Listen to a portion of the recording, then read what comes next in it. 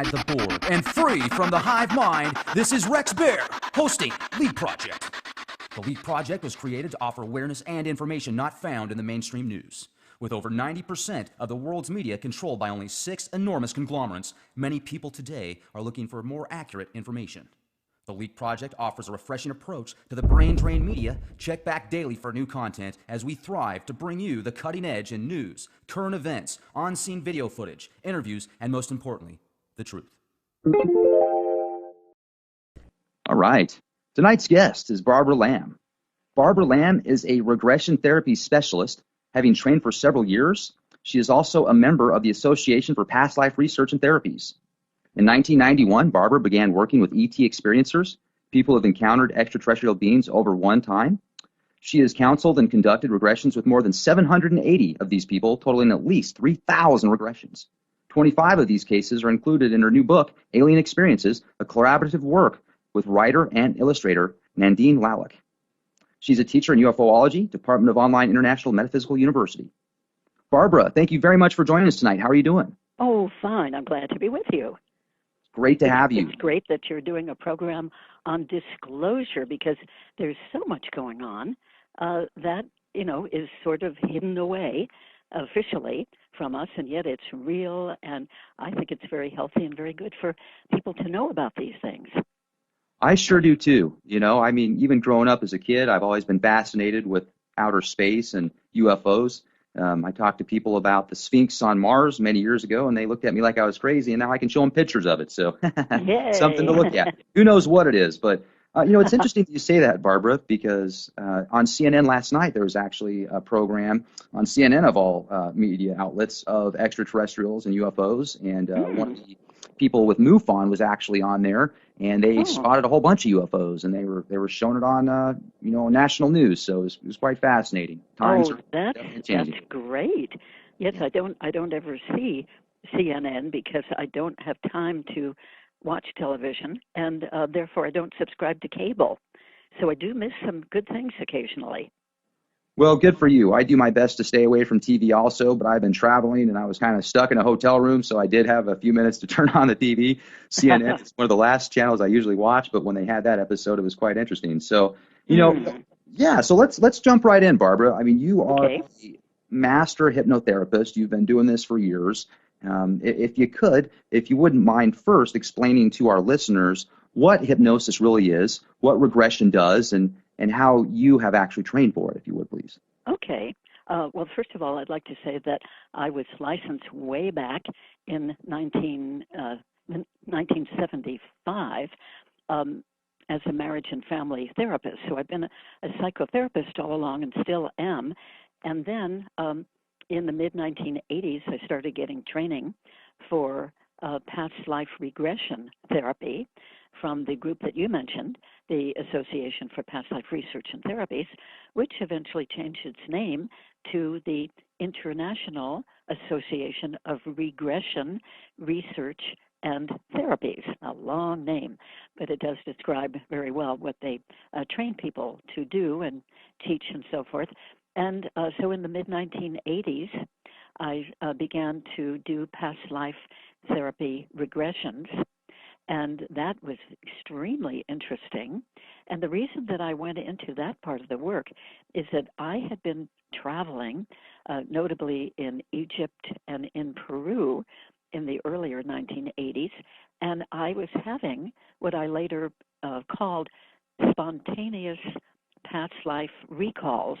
In other words, I would be in a certain place and consciously awake, during the daytime, and I would notice that certain memories that seemed like very clear, powerful memories would come up in me of having been there in that location long ago as a different person. So up to that point, I hadn't really thought about reincarnation or didn't even know about regressions or anything.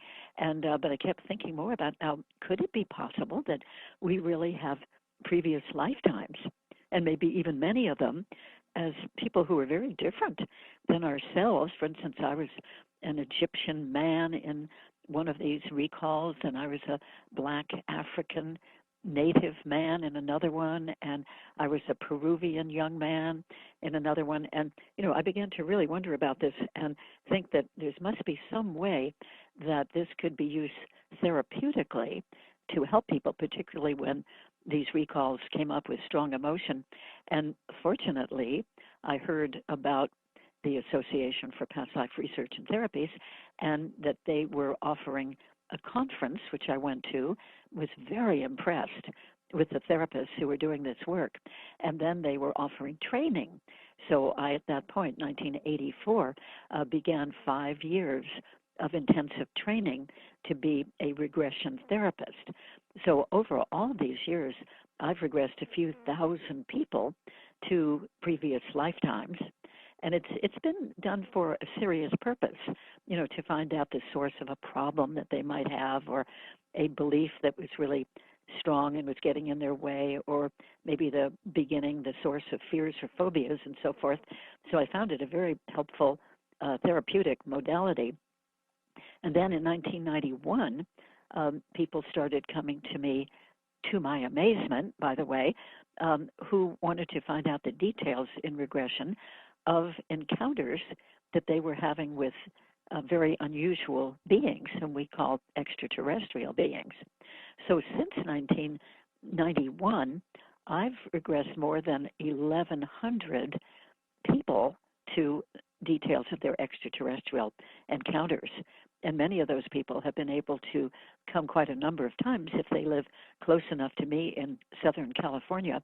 And so some of them have had 40 or 50 or 60 regressions, each one to a different extraterrestrial encounter. So it's a lot of information that's come forth, from doing this work. I am everlastingly, absolutely fascinated with it. So I'll go back to answer your question now about hypnosis. Hypnosis is a very simple thing, really. It's just helping somebody to get into a nice state of very deep relaxation. And the testing on these things have shown that when a person is being hypnotized, they go from the ordinary awake conscious state that we're in so much of the time when we're awake, and that's the beta state of brainwave activity. And then when a person gets more focused or really sort of lost in what they're focused about, they go into what we call the alpha state of brainwave activity. And alpha state is something that you and I and everybody experiences many times every day. For instance, when we're just waking up in the morning and we're, just coming out of sleep and we're barely conscious, that's the alpha state. Likewise, when we're going to sleep at night, we're in that alpha state as we're sort of drowsing off and then going into sleep. And the theta state is even a deeper state of relaxation where we're barely aware of anything going on around us. And we're very concentrated on whatever that is that we're focused on in our minds. And when we get busy, any of us, on the computer or reading a book and we're just lost in it, just totally focused in it, we might not even notice somebody else coming in and out of the room. That state of concentration is the theta state. And then there's even a deeper state that we can get into, which is not exactly sleep, but it's like a very, very deep meditative state, and that's called the delta state. So hypnosis involves all of those states. And to achieve hypnosis, I guide somebody into a number of minutes, maybe 12 or 15 minutes, of deep relaxation suggestions. And I'm watching them, and I'm watching their breathing, and I can tell after a while when they're really so nice and relaxed, and yet they're not sleeping, they're conscious. And then I can guide them into, in the case of regression, guide them into whatever that situation is that they would like to regress to, or the question that they might have, going back to the beginning of something, or the source, or the root of something that they have been wondering about. Well, Hypnosis can also be used in another way too, which I do very frequently as well, which is to give the suggestions in that nice, open, relaxed state, give the suggestions that the person wants to help them make some kind of change or improvement that they might be wanting. And we do preparatory sessions first so that I know exactly what they want and give them lots of suggestions of how they can help themselves in their life to bring about that change or improvement. And then the hypnosis simply reinforces all of those suggestions that the person and I have already put together. So I want to hasten to say that hypnosis is not really a state of being out, as people might think, or under, or asleep, or totally unaware of anything. I think that stage hypnosis, entertainment hypnosis, gives that impression to people that the person being hypnotized just has no idea of anything going on and therefore might be asked to get up and run around like a chicken or something. So, but that is not really hypnosis. Hypnosis is just that nice state of deep relaxation with the eyes closed and the attention focused inside themselves so they can either hear what the hypnotherapist is saying that they've already agreed with for making that change they want, or in the case of regression, they're in that nice, open, relaxed state in which their subconscious mind is accessed, and we're basically asking the subconscious mind of the person to yield the information that's already been recorded by the subconscious mind sometime in the past.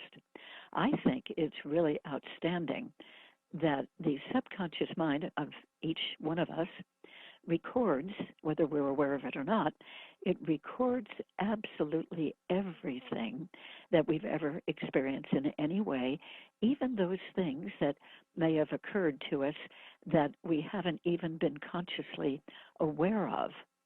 So that's really very useful when we want to get back to find out something we really wonder about in the past. Right. We can go into that state and retrieve the information from our own subconscious mind. Right. So it's really a wonderful process and can be used for so many purposes. A lot of people come to me for quitting smoking, or even quitting drinking, or losing weight, or getting over their anxiety attacks, or their fears or phobias, or maybe they feel that they're run by a persistent belief that seems to be, really taking over their lives and influencing them and their behavior a lot. And we might want to go back in hypnotic regression and find out where that belief came from. Where did it start? What happened that stimulated that? And then when we find out, the person can release that happening or release that belief and no longer being run by it.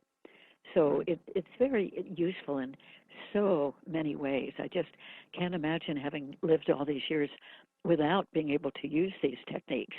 They're just so helpful.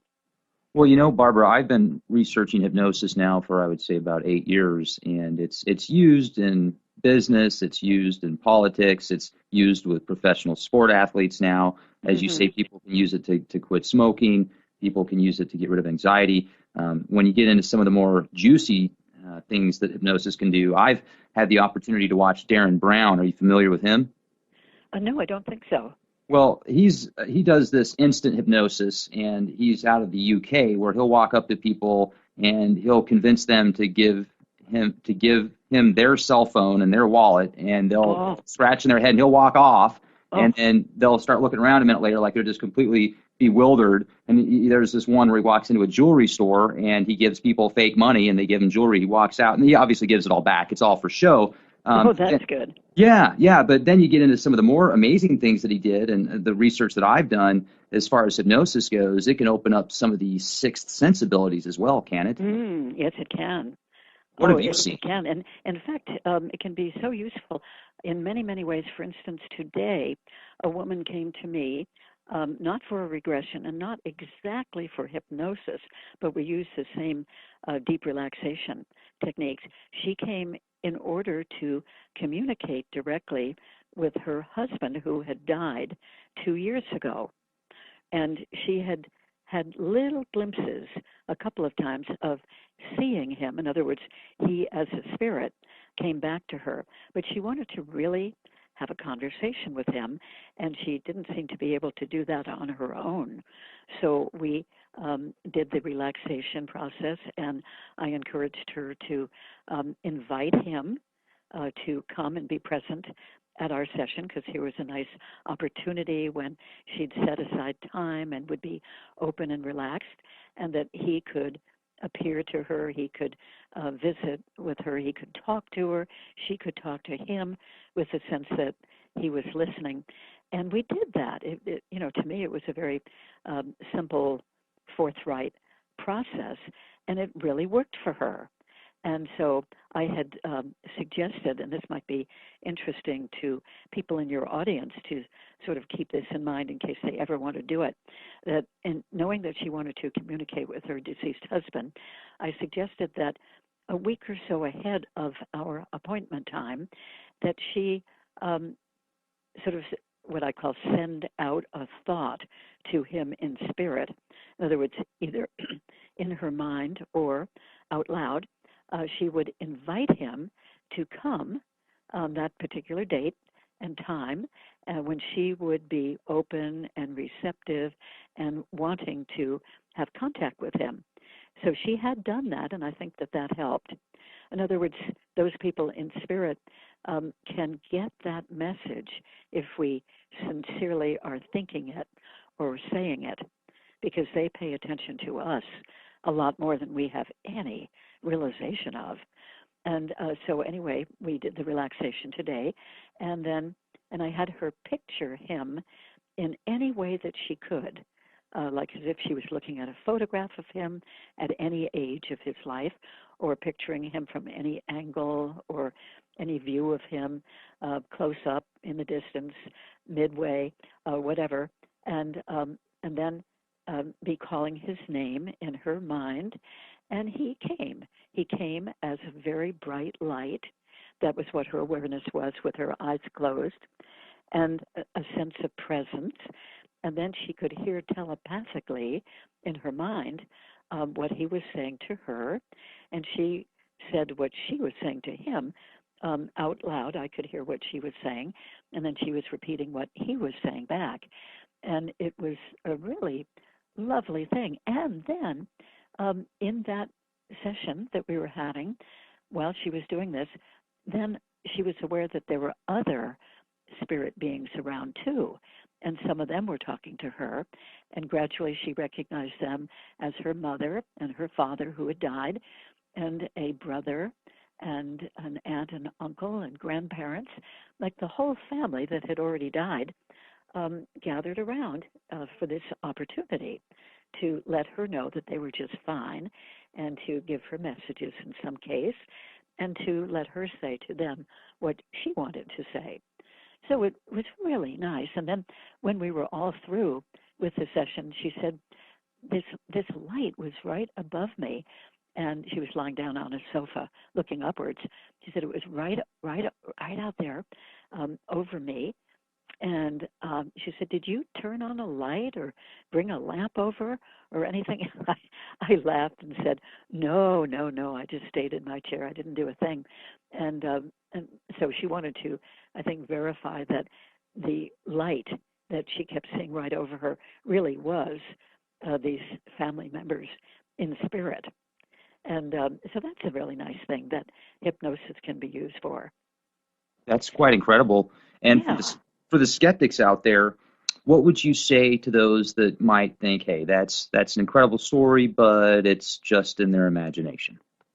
Well, people can say that about just about anything, especially anything that's a bit unusual or paranormal. And I've heard so much of that.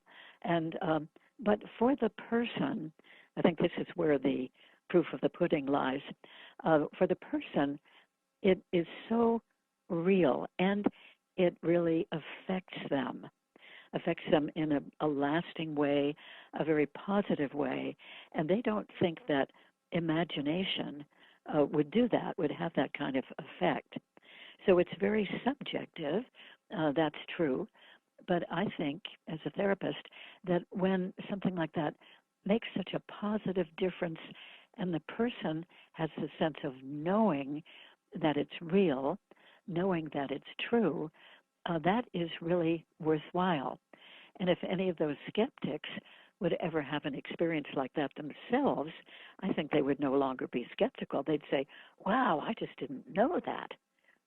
In fact, this is how I started on these sort of paranormal, unusual things back in 1968.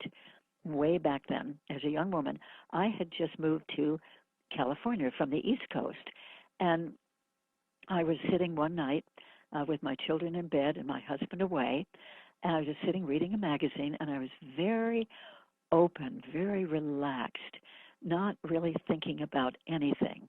So this is the relaxation element that I'm mentioning yet again. And in that relaxation, I suddenly felt as if somebody had come into the living room I was sitting in, but I hadn't heard anybody come in. I just felt a sense of presence.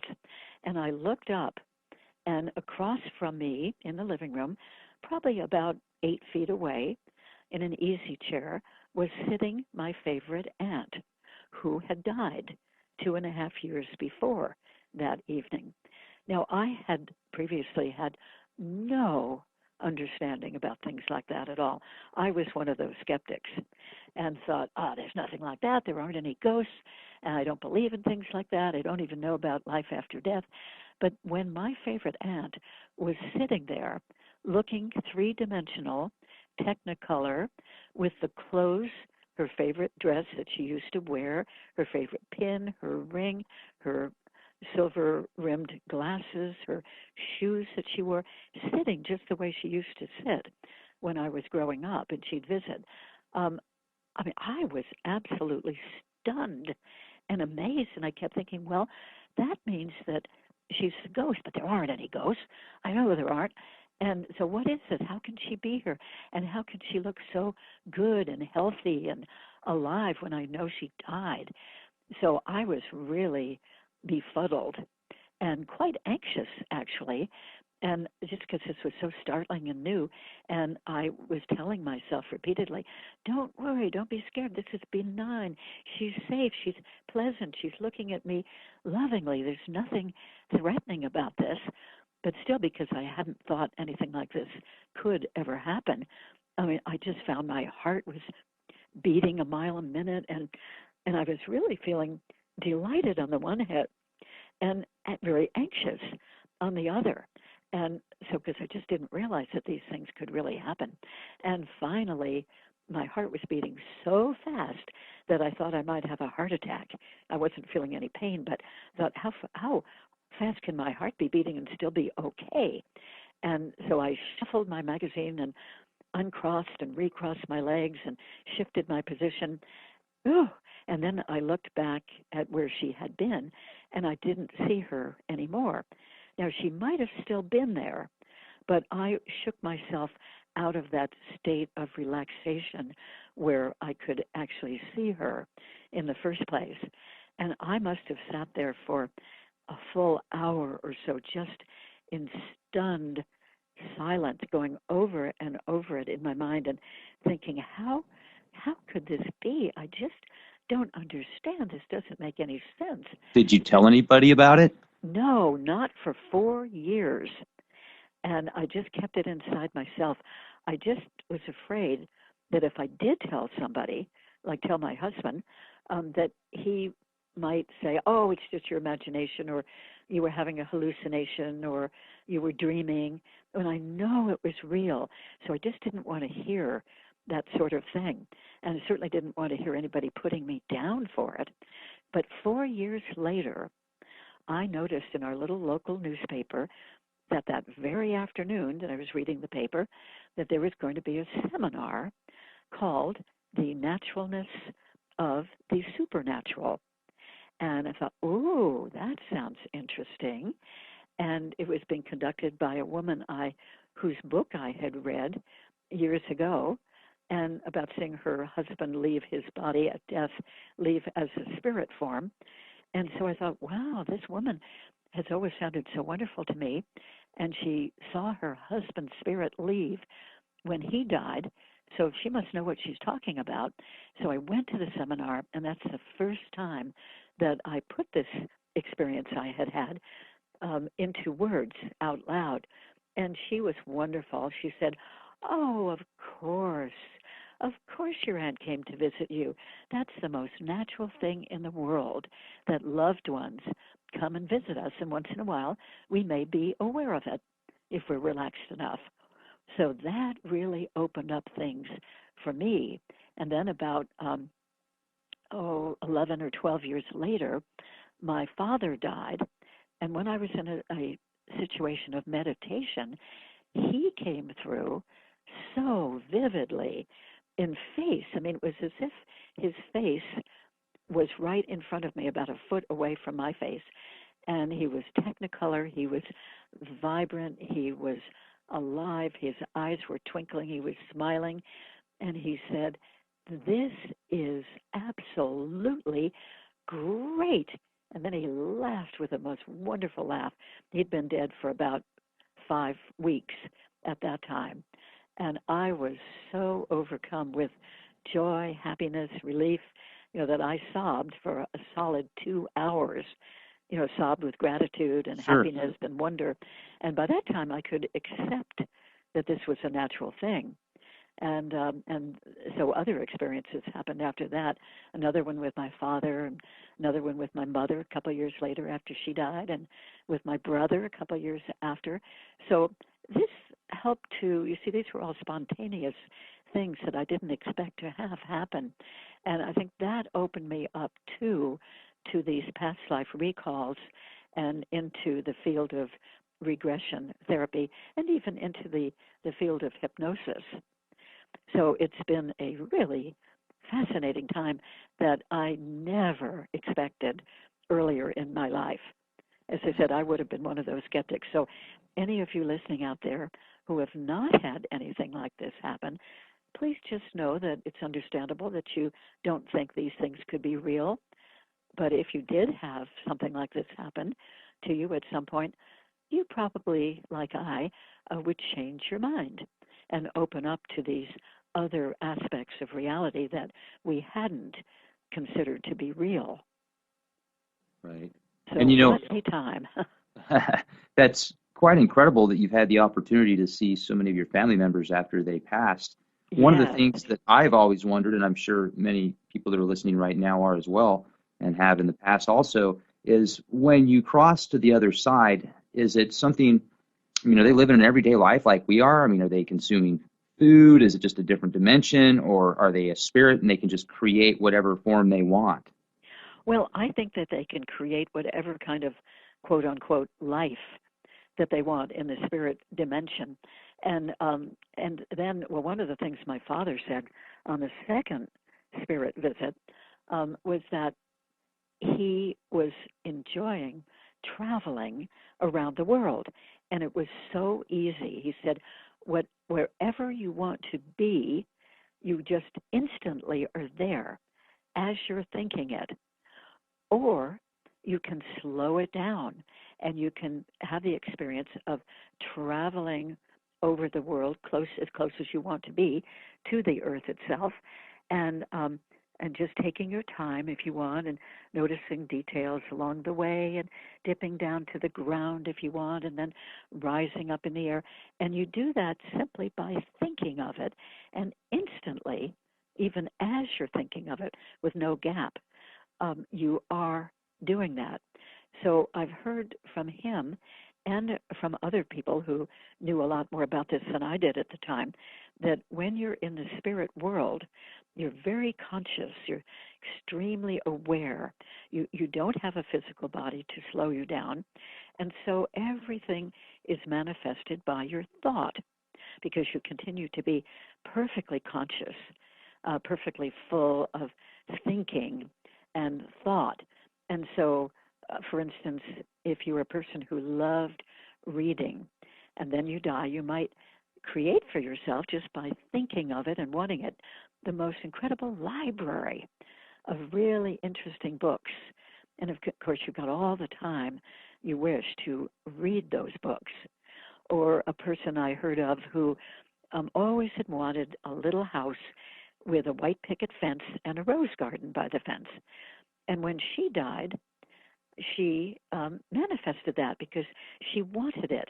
And whoosh, lo and behold, just by thinking of it, she created it. And she lived in that house. Of course, it's a different vibratory frequency. It's not dense and physical like our houses. But still, for her, in being in that vibratory frequency and the house being in that frequency, it was, for her experience, a real house and picket fence and roses. And then when her husband died a few years later, he joined her in the white picket fence house, the roses and everything, and they were happily living there for as long as they wanted to. All of this was channeled back through a psychic medium, and whom I happened to have a meeting with, and that's how I happened to know about that particular case. But anyway, I think that we all, when we're freed from the body and we're conscious, we can have really wonderful experiences, and we can have anything we want. For instance, I know that when I'm in that frequency eventually, I would like to have the most wonderful mountains to ski on and the perfect snow, because I've loved that so much all of my life. And I mean, it'll just be glorious, and I'll be able to do that, or to do the most wonderful free dancing, even more than I've done in my physical life, or whatever I want. I'll do travel too, I'm sure, because I love that in this life. And this is true for everybody, that you just think of what you want, and it is instantly manifested for you. So Well, isn't that nice? it That's nice to sounds look forward to. fascinating, absolutely, and it actually sounds somewhat like an out-of-body experience that or an out-of-body experience that some people have, where Yes. they float outside of their body and think of themselves somewhere and they're there. But you brought up a point earlier too, where you said that they're in a more of a holographic state. It's not as solid as this particular state, but even this particular state, it feels solid. But if you look at it underneath an electron microscope, it's going to be tough to find a finite point, That we're not solid either. That Exactly. nothing, the chairs we're sitting on right now, the table we may be near, whatever, they are not solid, although we have that illusion that they are. Right. But they're really swirling particles of Right. atoms and quarks and whatever, and I think that's interesting. Then when we think about the whole universe of, not solid matter actually, but swirling tiny, tiny elements of these things which we call matter. That's fascinating. And this brings me to the suggestion or the thought of the extraterrestrial beings that I do so very much work with in regressions, and the fact that they can get here from vast different distances in the galaxies. And, so many people say, oh, well, if they exist and we don't even know if they do, but if they do exist, there's no way they could get here. I think even Carl Sagan, wonderful sage that he was, had that thought, that belief that maybe extraterrestrials exist. In fact, I heard him give a talk once in which he said the cosmos is just teeming with billions of life forms. But he also believed, I think, that they couldn't get here because the distances are so vast. But in my experience, and all these 1,100 people whom I've regressed to experiences, and many others who've had ET encounters, they do come here. At least quite a number of different types do come here and have these personal one-to-one visits with certain people, many billion people, I think millions of people, actually, it's been figured. And they do it because they have a different understanding of physics. they can travel in a whole different way. And perhaps they've discovered portals and wormholes between galaxies and even between dimensions. So some of them seem to be much more physical, and they still get here. And some of them seem to be more other dimensional, and they get here too. So it's really quite fascinating to me, and I think extremely possible. In fact, I think it is a reality. And now, or nowadays, physicists, certain ones of them, are really kind of catching up with this whole idea and are realizing that we probably do have wormholes and we do have different dimensions, and that with a different kind of technology, these beings, very possibly, even probably, are able to get here and then leave again. So we are living in such an exciting time because these discoveries are showing us that many of the things that people have sort of scoffed at, and the skeptics especially, that they really are true. That the more and more is coming into the realm of possibilities and likelihood that many people would think, oh, no, that couldn't possibly be. So we're stretching our understanding of things. We're stretching our paradigm of what reality is. I'm excited that more and more people in astronomy and physics are considering, or actually believing now, that we are in a multi-dimensional reality, that we're here in the third dimension, and our bodies are 3D as well as everything else around us. But that's only one dimension of many. And some physicists, I have heard, even understand that there are as many as 33 dimensions of reality. And that probably they get finer and finer and finer tuned, faster in frequency as they are more different from what we are.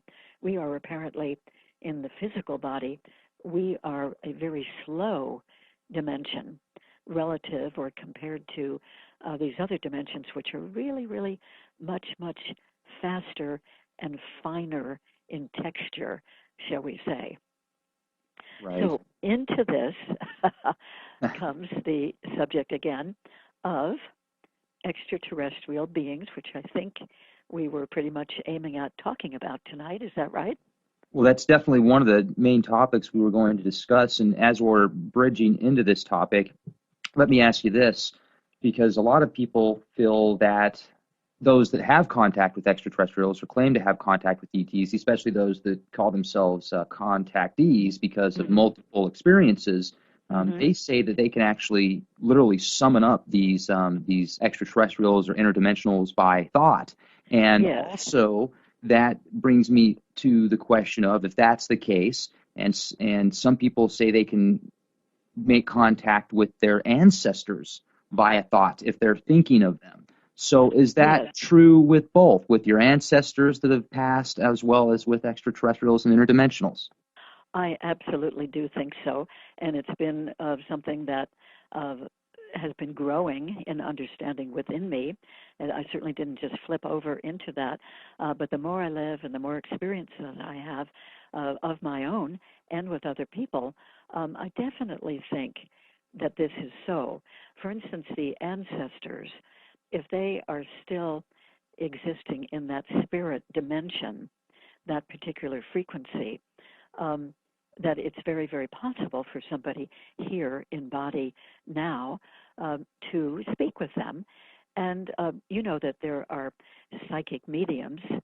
I've been to a psychic medium a very few times and have definitely had a sense, without any doubt, that one of, or more than one of, my loved ones who have died have come through, and we've been able to communicate through the medium. Having experienced that myself, I really have trust in that.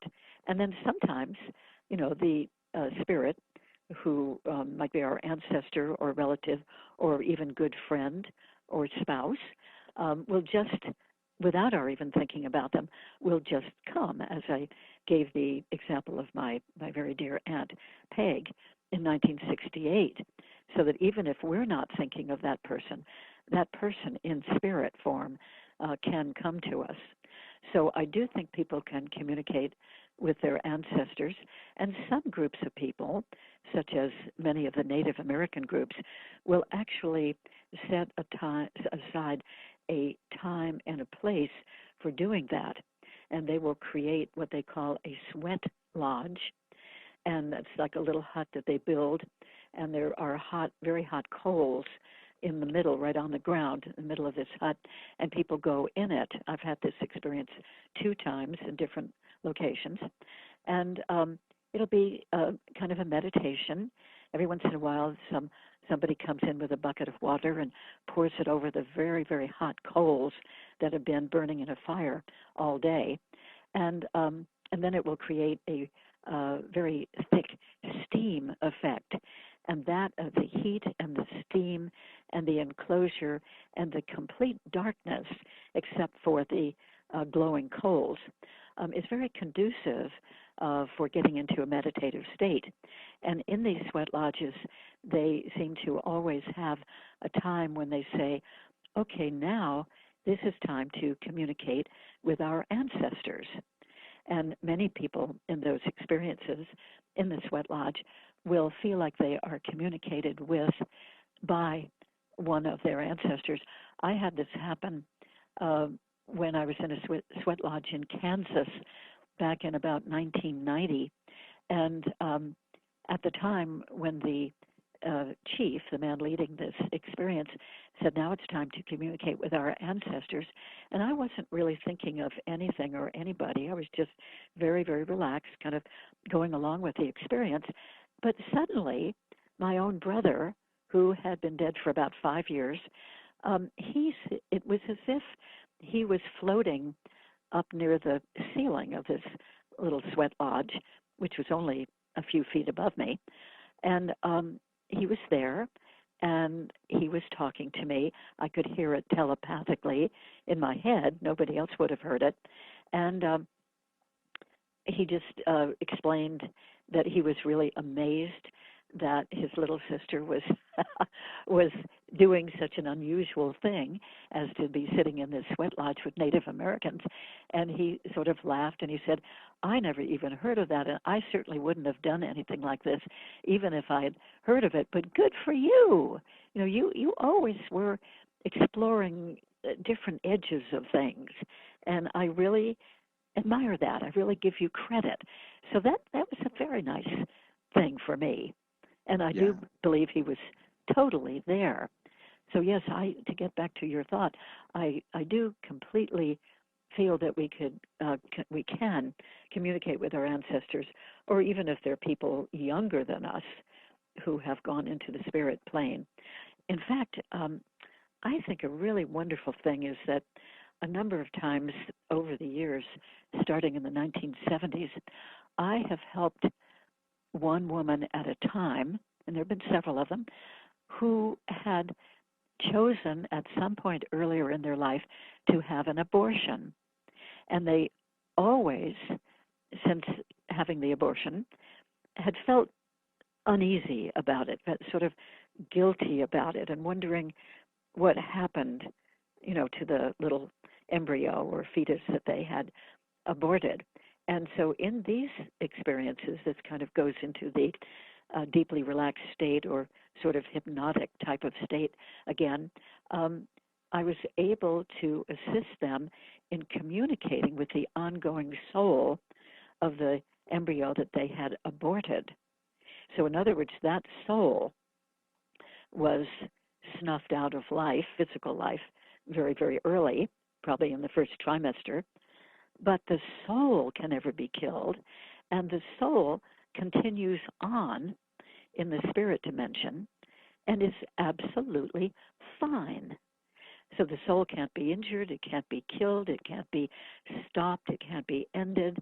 And so these women coming for these sessions actually had the wonderful experience of getting to know that little embryo, that with the soul of that embryo, who's an ongoing, continuing soul in the spirit dimension. And always in these experiences, when the mother explains why she felt she had to have the abortion, reasons that totally made sense to her at the time, the soul of that aborted fetus understands that and says, there's no need even to forgive you. I totally accept that. And amazingly, some of them have even said, I came in to your body as an embryo, and you knew that you were pregnant, and you were feeling whatever you were feeling about being pregnant and having a baby, but I only came in to experience being in a physical body just for a very short time. I just wanted to try it out, have a little experiment, kind of getting used to the idea of coming into another physical life. So it's fine with me that you aborted me. In fact, I knew before coming into your life, before being conceived, I knew that I wouldn't be there very long because you were not married or whatever was your circumstance where you felt you really couldn't give birth to a baby and raise a baby. And so you were the perfect choice for me because I knew that you would abort me and I wouldn't be there very long, which I didn't want to do anyway. Now, So all these surprises come. I mean, I've been just amazed again and again at the kind of information that comes out of these sessions. now, Barbara, it sounds to me like these spirits know before they are born or before they get put into the body of the mom that has the abortion that that's going to happen to them. It's almost now. I've also heard of people signing contracts before they get into this life, etc. Is that always the case? Do people always know what's going to happen to them before they come into this life? And do mishaps happen as well? Meaning sometimes fate isn't always there. Oh, boy, you are asking such great questions. I really love it. Now, if a person has had a sufficient period of time after a death and in the spirit dimension, and if that person has done or let's say that soul, if that soul has had a good, thorough review, not only of this life that they just left, but a review of all of their lives that they've had in the past. And then if they take time and they get a sense of what it would be that they would need to do to come into another lifetime, be incarnated again, in other words, then, in other words, there's been review, there's been time in that realm where they don't deal with any physical challenges or even with strong emotions except for love. And then if they thoughtfully plan whom they're going to be born to, which part of the world, which culture, which race, which political situation, which advantages or disadvantages, and they're making a wise choice, a choice that really makes sense for whatever they're choosing to learn in this incarnation they're going to come into. In that whole situation I've just outlined, then they know pretty much like a broad outline of what they're coming into and why they're coming into the lifetime, and also what are the major themes that they are choosing to learn about through experiencing various things when they're here in a human life. So that's a good way to do it. And many people do it, and they know as a soul pretty much what they're getting into, and they've actually chosen it. They might choose, for instance, to be in a very dysfunctional family where there will be abuse, and you'd wonder why anybody as a soul would want to choose such a thing. But they realize through some of these sessions when they're exploring this sort of thing, they realize that it was very purposeful that they chose to grow up in that abusive situation for certain reasons. For instance, some people will develop so much sensitivity about other people's difficulties and problems that they'll grow up to be one of the many kinds of really effective helpers of other people. Or some people, growing up in a very rich situation will have that experience of being privileged and almighty and powerful, etc. And maybe their soul has chosen to experience that sort of thing because maybe in the previous lifetime they might have been extremely poor and disadvantaged and not able to really do much of anything except just survive. So there are, and that's one of the reasons why past life regressions I think are so worthwhile and so fascinating, because we go back, we take a subject to focus on that the person really wants to know about, and we go into the previous lifetime that that subject relates to, and then we find out what were the reasons for choosing that particular lifetime in the first place. And it all makes so much sense now in this life and really increases our perspective about things. So I want to continue with your question. Another whole thing can happen if somebody dies very, very quickly and suddenly, like, for instance, a young man getting shot and killed in war, or somebody dying suddenly in a car accident or a motorcycle accident. And it was never expected by that person or by anybody who knew him that he'd be leaving this life so soon. Sometimes those people who die very suddenly and unexpectedly and at a young age, they may decide, oh, I just want to get back into life as soon as possible. I was chopped off. That's not fair. I just want to get back. And they will choose to reincarnate in almost anybody who's wanting to have a child and is ready to conceive, or maybe a couple who is already conceiving. So you see, they wouldn't have had that review of this life or the past life review, or they wouldn't have done the planning and choosing of what to come into this lifetime for. So that often doesn't really work out too well. Well, and Barbara, you know what I wonder? If it's so amazing in the next life, we get past this veil and you can just imagine wherever you want to be and you can see the details, you can be in any part of the world at any given time just by thought. Why would some people want to come back? Well, it is thought, it is said, and I think it's probably true, that there's a great variety of things that we human beings are capable of experiencing and learning. And in this whole progression of lives, probably thousands of lives, maybe even millions of lives, for all we know, that one soul will have, that in each one, the soul makes a choice, unless he comes back awfully fast, like I've just described. But normally, he describes, okay, this time or last time I've experienced extreme poverty. This time I'll experience something different to learn what that is like. Or last lifetime, I was such a goody-goody person, and I never made any waves, and I stayed quiet, and I behaved myself, and I was completely ineffective, but I was considered nice. So now, in this lifetime I'm going to go into, I'm going to experience something really different.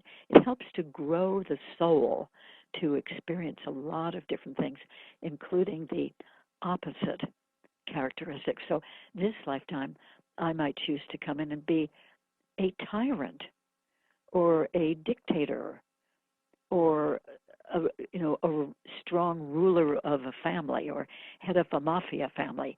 I want power. I want to experience what power is like. And maybe I even want to experience what being cruel is like. I'll play that part for this particular lifetime because I've never played that part before. I'll see what that's like. And then maybe in the lifetime after that, that soul might choose somebody who is rescuing other people from a dictator or a tyrant. So or from when you some kind say of abuse. Sorry to interrupt, Barbara. I just had to interject here real quick. When you say the soul might choose somebody that's actually helping in the next life after they were in a body of destruction and harm, it's almost as if the DNA is dictating where that soul is going to go, but not the soul itself. Like, is that kind of how it is? Well, of course, when we incarnate into a particular family, there is DNA involved in us. But that doesn't necessarily mean that that corresponds with the soul decision of that person. Right. But I mean, we do have to deal with the physical reality while we're in it. Wouldn't And it just be, I would just think that some souls would want to be like, aren't there pure good souls and then souls like Hitler, for example, or Stalin? You know, they killed millions and millions and millions of their own people. Are they have right. to make up some type of karma, some type of vibrational karma to get to, you know, so they have to be the opposite the next life to balance it out? Well, they definitely would have to do some sort of karmic retribution for that. And I don't know if Hitler, for instance, would have to be a victim of something horrible in the next lifetime. I mean, for all we know, he's here now, again, reincarnated. We don't know. I don't know that, but you know, it might take a few lifetimes of being really what we would consider cruel and horrible before his soul would say, okay, that's enough of that. Now I'm going to reincarnate as somebody really helpful or doing a lot of good. I mean, in other words, I think sooner or later that soul would have to experience the opposite characteristic and do things that would sort of make up in a large way for all the bad that he had done in previous lifetimes. Right. Well, So I think it's a long series of things, shall we say.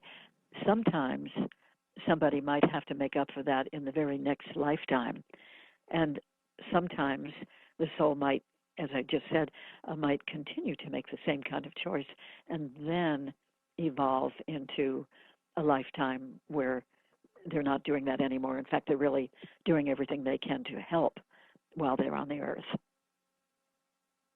Now, you mentioned DNA. An interesting thing that's come to my attention in some of these regressions is that certain people have been born. I mean, from our point of view here on Earth, we see that certain people are born with an amazing talent. It might be a musical talent. It might be an artistic talent. It might be a scientific talent or a mechanical talent for achievement in mechanics. And it could be that the person who comes in to really perfect or achieve something in one of those disciplines might choose a family where there is DNA for that talent. You know, there might be a family, for instance, that has enough DNA running through it for musicality and musical interest and musical ability, and a soul coming in who wants to achieve a life of musical ability and performance and love for that might deliberately choose a family where there is that DNA existing already that to brings up help that them to be. I've got to interject here real quick too. That brings up a really good question. So these aristocratic bloodlines, these family lines that have been ruling, you know, banking cartels, etc., for thousands of years, all the way back to the pharaohs, if you really connect the dots. So are they the same souls reincarnating in this, you know, in the same bloodline to continue what they consider their particular agenda? Well, it does seem like that. I think that's extremely possible. I also think it's possible that some other soul that's never experienced a family like that might decide that, okay, I want to be one of the power elite people. And the only way that I could do it would be to be born into it. So I'll be ready for one of those power elite families, Illuminati or whatever, Rothschilds, whatever you want to call them. I will be at the ready that when one of those couples in that family line are getting together and they want to have a baby, I will reincarnate into that baby or into that embryo or fetus, depending on exactly when the soul goes into it, so that I will be guaranteed to have the opportunity of being that type of person, because I want to experience that. Okay. And there's, approximately 7 billion people on the earth right now, and I've heard people say that some of the souls on earth right now are from different galaxies and different solar systems. Are there endless souls? Are the amount of souls infinite, or is there a finite amount and you possibly have the number? Oh, wouldn't it be nice if I did? I'm honored that you even thought that I might. No, I don't know, and I really don't think anybody in any planet or galaxy would know that, unless somebody is so clairsentient that they just know everything about everything. But and it's a very, very interesting question. Now, one thing that is extremely fascinating to me, and I never knew it existed until I came across it in regression work, that sometimes we find that people who are living here on Earth as human beings in the current lifetime, that they had previous lifetimes living on another planet as one of the extraterrestrial species.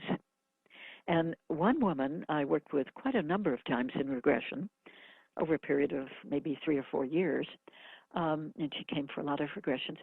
We went back to lifetimes when she was an extraterrestrial on a particular planet. I don't think we ever got the name of the planet, but she was able to describe it quite well. And she was particularly interested in the mental functions of the extraterrestrial beings on that planet. She was one of those extraterrestrial beings. And there was a certain amount of consciousness development that they were doing.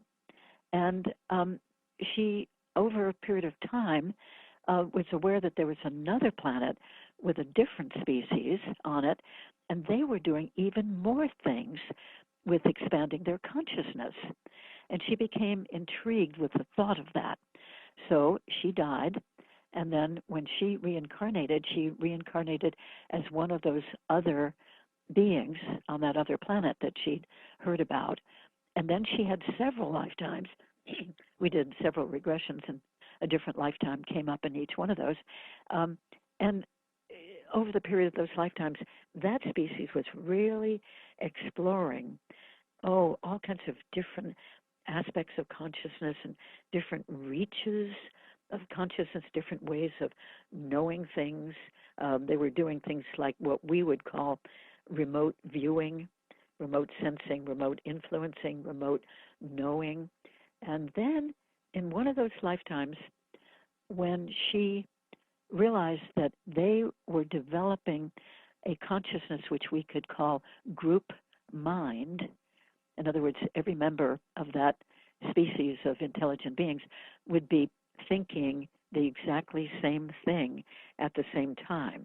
So they were all a group, individual bodies, but all with the same mind, same thoughts, same intentions, same actions. And Sounds like the really, Borg. Yes. And that scared her. And she decided, after dying from that lifetime, she didn't want anything more to do with that. So she incarnated on yet another planet with a different species of being. And we did several regressions to her being one of those beings. She called them Zetas, but I don't think that they were what we call the Zeta Reticuli, the little gray beings with the big eyes. They were somewhat taller. They were gray and they had big eyes, but anyway, somewhat of a different species. And she was much more comfortable with that group. And they were, in some of those regressions, they were teaching her about healing, physical healing. And they also abducted certain human beings and put them on a table. And she would stand around the table with several others of her type, and they would heal this abducted human. They would work on what was called, in that species, was called the energy code point. And somehow they could tap into, in working with their hands on this abducted human man, they could detect the energy code point and somehow work with that energy code point and then heal the whole body of that person. Well, it was really interesting to us that probably a year before she did that regression and before she knew anything about that, she actually, in real life here on Earth, she had dropped out of her fairly high management job in a big corporation. And so she, in other words, she had a really good future. She was a rising star in management and earning good money and everything. But she kept thinking of healing people. That became more and more important.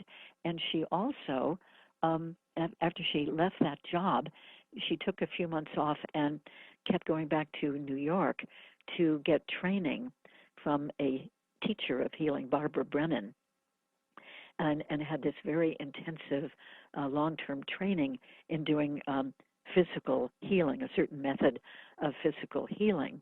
And then she was opening a studio where she could do the healing and moved into a smaller place because she wasn't earning that dynamic salary anymore. And then we did the regression and found out that she had been trained as an extraterrestrial by her species of extraterrestrials to do this energy healing. I mean, quite amazing. You know, how these people sort of inwardly know they're drawn toward something that they're supposed to be doing for service and for work. And then later they find out, you know, sort of where this came from in a previous lifetime. Well, have you also noticed that a lot of people that have psychic abilities are more so than the average person? Are they typically vegetarians, or have you noticed that people that don't eat meat actually have a higher astute ability to use their sixth sense? Well, you know, I wonder, that's such a great question. I wonder which comes first, the chicken or the egg. There are a number of people I know who are very psychic and intuitive, and they happen to also be they happen to be vegetarians or even vegans. But I also know people who do that kind of work have that psychic sensitivity, and such as psychic mediums, for instance, and they do eat meat. So I don't think it has to go together. But I've heard people say who have turned into vegetarians. I've heard a few of them. These are just people I personally know. They said that since they gave up eating meat, they have become more intuitive and more psychically inclined once they, you know, have given up meat for a while. So maybe that does sort of enhance that sense. But, you know, I've known psychics and very talented mediums who have smoked cigarettes, and that really shocked me. I just wouldn't have thought that they would. And Right. they eat meat and they drink coffee and they drink some alcohol. I don't think they have a problem with it, but they consume some. You know, so I just don't know. I can't really draw any conclusions about that. Okay, I appreciate that. So let's talk now, if we could, also about some of the most incredible regressions that you've been a part of. There's a lot in the media right now, Barbara, about the reptilian agenda. A lot of people speculating that they're here now. I don't know. I've seen the YouTube videos. I've done the research, but you know, it's all purely speculative. So have you done any regressions on people that have had encounters with reptilian shapeshifters? Oh, yes, I have. And first of all, I hasten to say that reptilians, I mean, step back a moment here, extraterrestrials come in many different species, excuse me, and sizes and shapes. Excuse me, I've got to get a swallow of water. Oh, no problem. No problem at all. We've been talking now for almost an hour and a half. I don't think you've had a drink yet, so. No, that was it. That was the first time. So the reptilians and the little grays, I think we hear about those types probably the most. of the extraterrestrial types that we hear about. But the reptilians are very interesting, and I've done quite a number of regressions to them. I've also had my own experience with a reptilian in the light of day. I wasn't abducted, just something that happened in my living room, and there was this reptilian male standing there at about 3 o'clock in the afternoon with lots of daylight coming in the windows, and it was definitely a conscious, awake experience. He was, I would say, a wonderful guy. I was really startled to see him because I thought I was alone in the house. And he was so friendly. He had such a nice sense about him. Even though he was a great big reptile, and I've never before or since been comfortable at all with garden reptiles. I mean, I've never wanted to touch snakes or lizards or, monitor lizards or geckos, or other people can touch them and pick them up, but not I. And but this guy was so friendly, just seemed so nice. It seemed like he was smiling, but I didn't really see a mouth. I didn't see a smile, but he was radiating goodness and friendliness and harmlessness, standing upright. I don't think he had a tail. He would look like a husky man who would be maybe about 5'7" tall at the most. And when I saw him, just coming in from my study, and I walked right over to him because he seemed so friendly and nice, and he had his hand out for a handshake, and I took his hand with my right hand in a handshake and just held the hand and looked at him. My face was very close to his face, just a few inches away, and I was looking into these round, beautiful, bright yellow eyes, marble-like eyes, and then they had a vertical slit with a little jog in them, like a little lightning strike sort of look. And I was fascinated and kind of getting a sense of all the coloration and the texturing, the variation of colors and textures on the rest of his head and his body. And he talked to me telepathically. Now, my conscious experience was just what I have said. And I went right over to him, shook his hand, held his hand, looked at his eyes.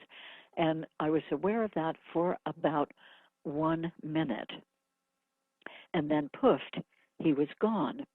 Well, I know that with extraterrestrial experiences and paranormal experiences of many types, that the person might only remember a little bit of the experience, and there could very well have been considerably more to the experience.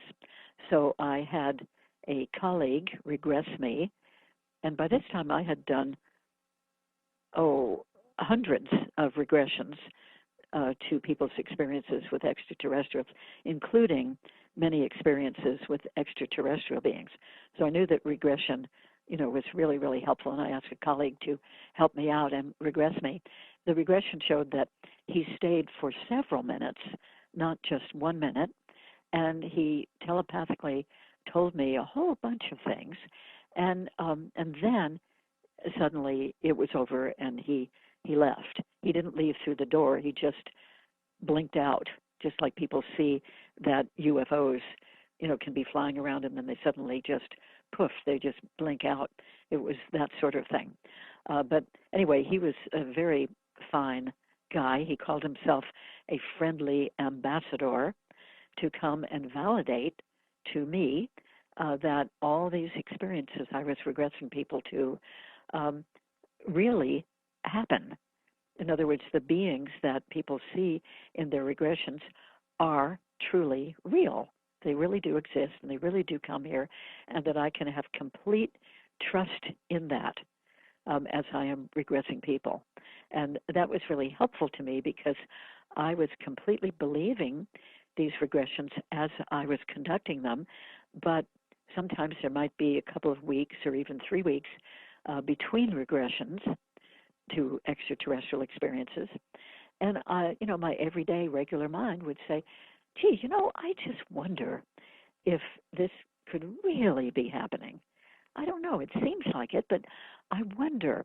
And so these beings, quote unquote, they out there or wherever they are, they knew that about me. They knew that I was doing all that work, and they knew that sometimes I wondered, like many, many people do, if these things could really be happening. Could they really be real? So he came to give me my own conscious awake experience and to realize that, yes, he is definitely real. I felt him for a few minutes and I looked at him and experienced him in the light of day, awake. And so that has definitely helped my confidence in knowing that these things, these experiences people uncover through regressions are really real. They really do happen. And he could said you, also, Barbara, sorry to interrupt. I was just hoping you could describe in detail the actual clothing that this reptile had. Did he have a weapon? Did he have some type of tools or something, gadgets with him? oh, sure. No, he did not appear to have any clothing on. I noticed that all over his body, it was a very nice, human-looking, masculine, like maybe a gymnast, somebody who had really developed nice muscles over the years of doing a particular sport. That was definitely my impression. And it wasn't muscle bound, but nicely muscly all over. He appeared to have a variation of skin texture, greens mostly, various shades of greens and browns and tans, sienna brown, all over his body and his face and his head. And he did not appear to have any clothing on, and he didn't appear to be holding anything. No tool, no weapon, no insignia.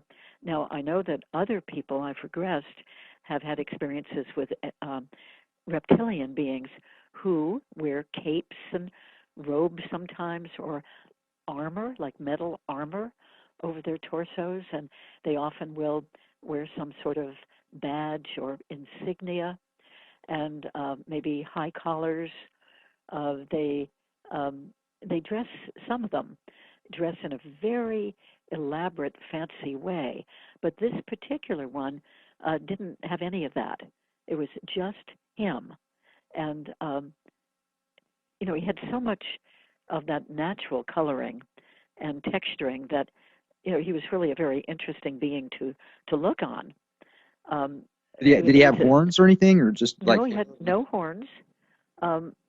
With his head, he had a very slight ridge of the same color tones and textures over the top of his head, like from his forehead all around, I would suspect. I didn't look at the back of his head, but looked like it went all the way around to the back of his head, but definitely not horns.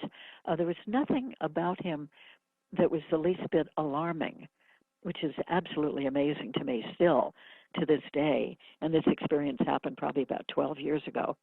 And it's still very vividly in my mind. No, he just was here, just plain simply him. And I didn't see a mouth move, but he had a very pleasant expression in his eyes, nothing the least bit threatening. I just kept thinking, what a nice guy. I mean, what a surprise, but but what a nice guy. I like being with him. I was even sort of disappointed when he left. Yeah, but I've heard other people give different accountings. Some people I know, whom I've regressed a number of times, have had a lifelong experience with a particular reptilian male. And like one woman I worked with for years until she moved away and did many regressions. And she was also in my experiencer support group, which I started in 1994 and continue to this day. We'll be meeting a few days from now. We meet once a month on a Saturday night. And some of those people who started in 1994 are still coming to the group, and some of them have moved on, and new people have come in. But it's a wonderful sharing and wonderful exchange. And the people who come have to have already had one regression with me to really validate that they have been having extraterrestrial experiences. In other words, they're not just people who are very interested and curious, but they're all people here who have been experiencing Well, this sort of thing. Barbara, do you get a lot of people that pretend or make stuff up just to try and get recognition? No, I hear people asking questions about that and speculating that people do. I don't think that I have ever met somebody who did that and who wasn't really having experiences. Now, having said that, I will add that on very rare occasion, I've regressed somebody and felt that, okay, this person really did experience this. And then I will realize that that person is telling stories in my presence to other experiencers, telling stories that I think might be an exaggeration. And I get a little bit suspicious. This is rare, but it's happened with two people that I can think of, that once they know that they're an experiencer, they let their imagination sort of run with it.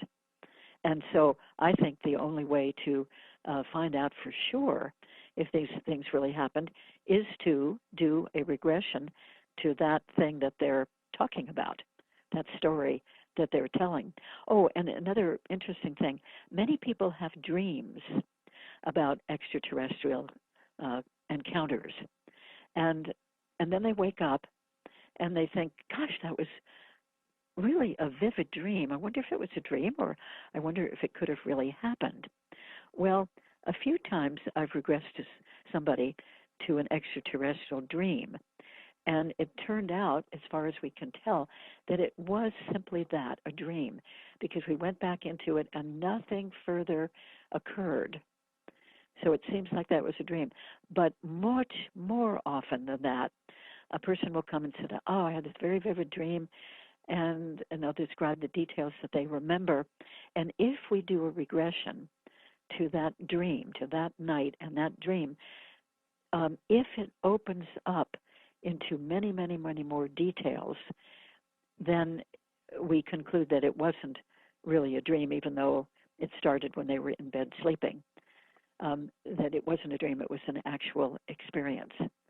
But I think that's a very common thing, that somebody might have dreams over a period of years or even decades since early childhood, and they've finally come to the point where they wonder if they really were dreams or was this stuff really happening.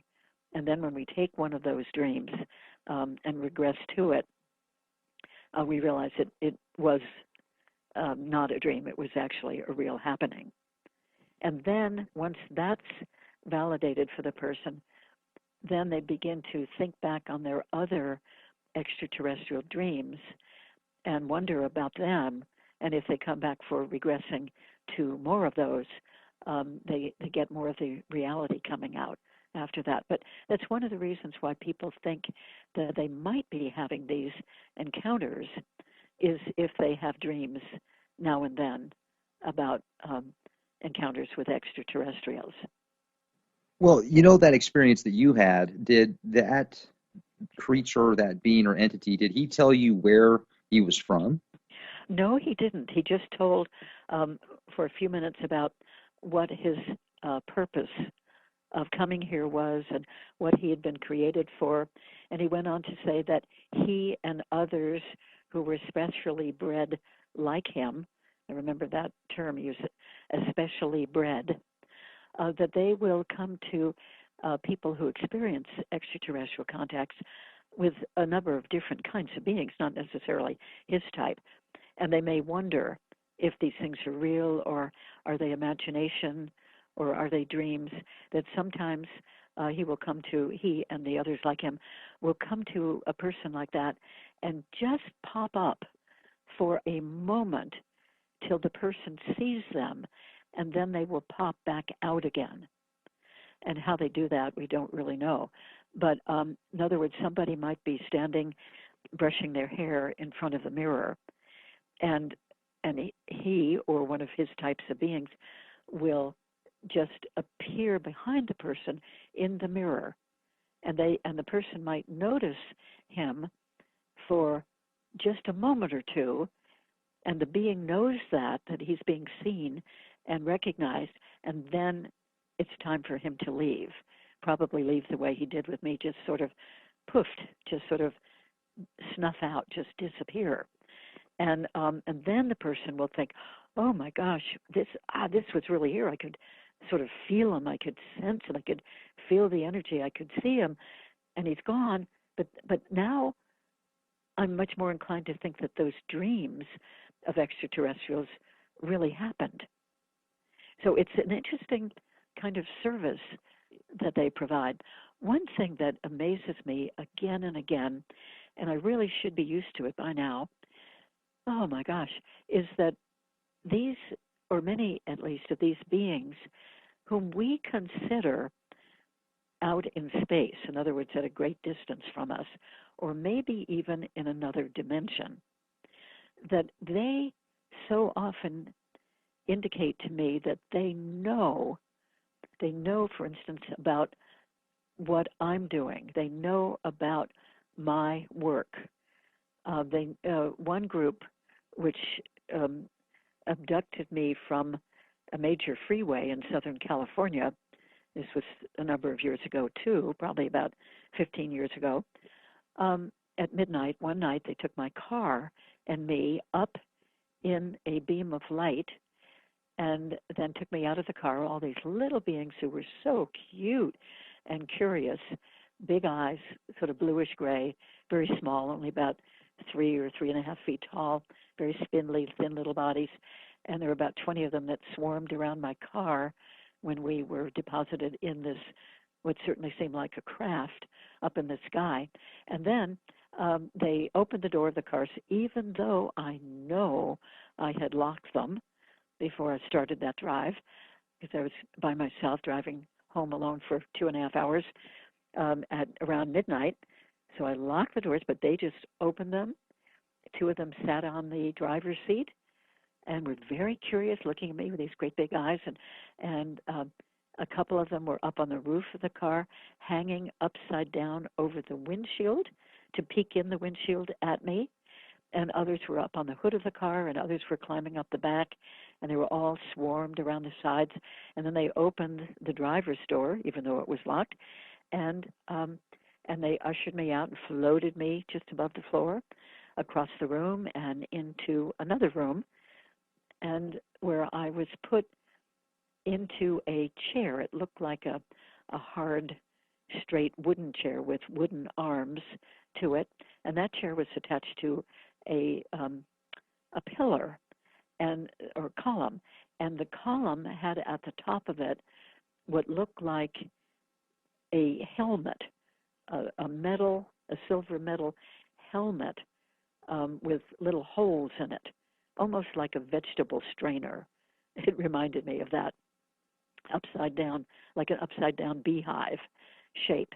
And when they'd seated me and seat buckled me in, they brought this helmet thing down and put it over my head, put it on my head, and then fitted it right snugly up against my head. And all these little beings were standing around right close to me in a semicircle, just looking so curious. And I thought they were just adorable and not frightening at all, but they were so cute in their curiosity, it looked like. And then I felt a current, a humming in my body and especially in my head. And I said to the lady who was regressing me to this experience, that woman was Dolores Cannon, who's written a lot of books about this type of thing, and she was regressing me. And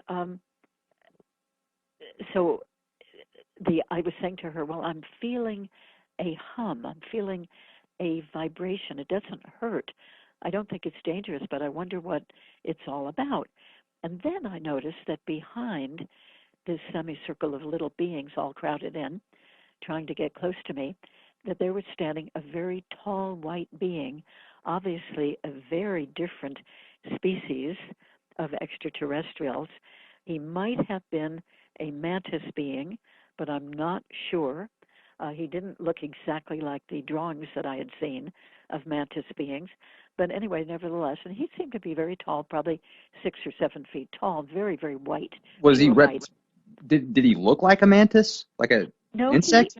no, he didn't. Some of the mantis beings do, but this one, well, Could he have been had a kind of Nord. he had a long, thin face. He had huge black eyes, but I wouldn't say that his face looked like an insect face. Didn't look like the praying mantis being face that I've seen other people depict from their experiences. But anyway, he started talking to me telepathically, and he knew my name. This is why I'm mentioning this whole thing. He knew, although I didn't know about them, but he knew from afar, I assume, about this regression work I had been doing for probably 17 or 18 years by then. And he knew that I knew a tremendous amount of information from these regressions that I had done on other people. And he wanted to know what the people that I had regressed knew about their extraterrestrial experiences before they had had the regressions. And what did they find out about their experiences and about the beings in their regressions? And he also wanted to know how the whole thing about having these encounters was affecting these people. How were they living with it? How were they dealing with it? So the hum, that vibration I was feeling all over my body and especially in my head, was, he said, don't worry about that. We're not harming you in any way. We are downloading information from your brain about, what you found out from these people you've regressed.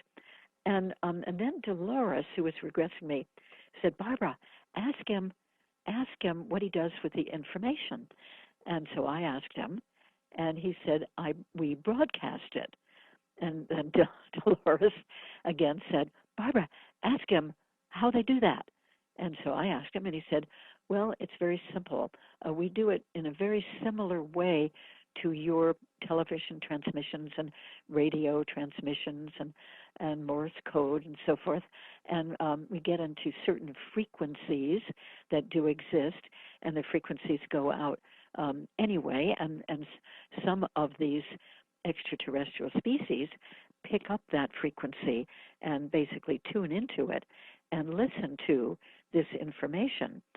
Some of the beings really want this information, like our beings do, he said, and some of them don't care. And if they don't care, they just don't tune into that frequency. They don't care about that information. So that was very interesting. And I was so impressed that even though I didn't know about them, they knew about me.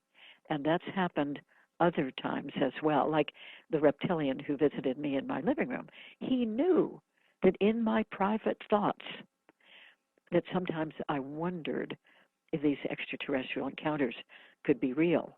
Now, how did he, from wherever he is, how did he know that? And it happened another time as well. So I think they are remarkable, what they can know. And we wouldn't be able to do that, presumably, or at least no human that I know of would be able to know what somebody's thoughts are and what their work is and their process is, from a vast distance like that. But I give them a lot of credit for that they do know, and that sometimes they act on it. Well, it's fascinating that you've done all of these hypnosis regressions with different people that have been abducted, and then you get picked up, and then they get your information. So it's like Yes. they're the watchers of the watchers. It's quite incredible. That's a good way to say it. Yeah, I think that I actually opened the door willingly, purposely, back in 1994. As far as I know, I had not ever had any experiences like this with extraterrestrial beings. But in 1994, I was in my 4th year of going to England every summer and researching the crop circle phenomenon.